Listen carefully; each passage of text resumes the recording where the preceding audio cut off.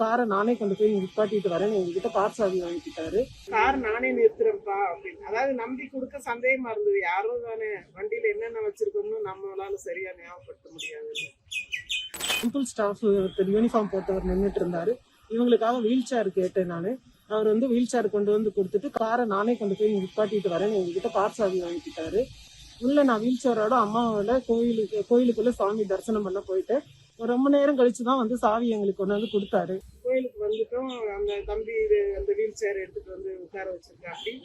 அப்புறம் நான் வந்து கார் நானே நிறுத்துறேன்ப்பா அப்படின்னு. அதாவது நம்பி கொடுக்க சந்தேகமா இருந்தது. யாரோ தானே, வண்டியில என்னென்ன வச்சிருக்கோம்னு நம்மளால சரியா ஞாபகப்படுத்த முடியாது.